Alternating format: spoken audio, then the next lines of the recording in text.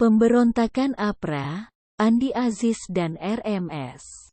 Perlu diketahui bahwa pada waktu Republik Indonesia kembali menjadi negara kesatuan, ternyata ada kelompok-kelompok yang tidak puas dan ingin memisahkan diri. Keinginan untuk memisahkan diri ini semakin kuat setelah melihat bahwa pemerintah Indonesia dalam keadaan kurang stabil.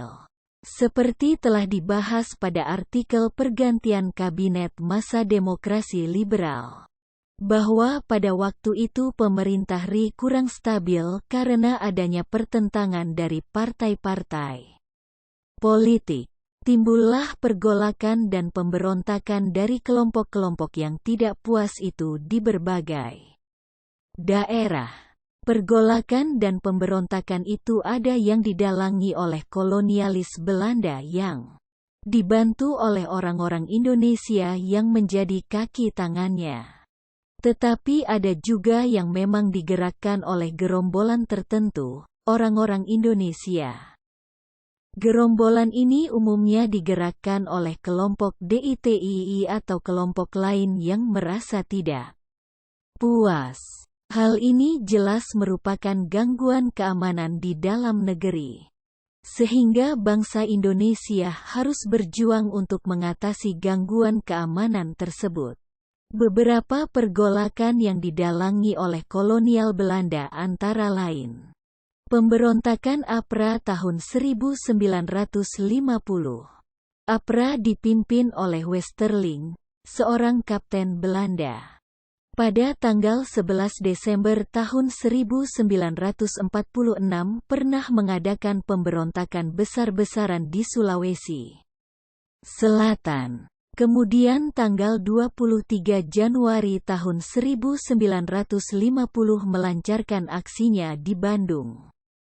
Tetapi, gerakan ini dapat segera diatasi oleh pemerintah RIS.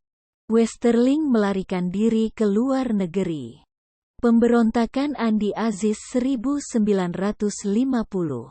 Pemberontakan ini berlangsung di ujung pandang pada tanggal 5 April tahun 1950.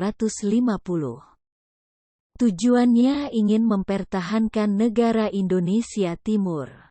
Andi Aziz dibantu oleh Sultan Hamid II dan Belanda.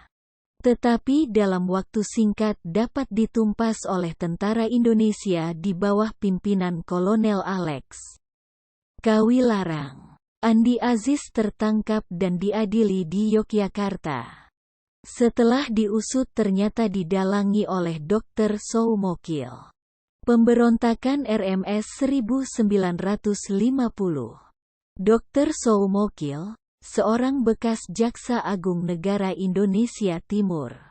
Setelah gagal mendalangi pemberontakan Andi Aziz, ia pergi ke Ambon. Kemudian tanggal 25 April tahun 1950 membentuk Republik Maluku Selatan, RMS. Mula-mula pemerintah ingin menyelesaikan masalah ini secara damai, tetapi ditolak. Maka dikirimkanlah pasukan untuk menumpas gerakan gerombolan tersebut. Setelah sekitar 6 bulan, seluruh Maluku Tengah dapat direbut. TNI terus maju. Akhirnya para anggota RMS melarikan diri ke hutan dan gunung. Termasuk Soumokil sendiri.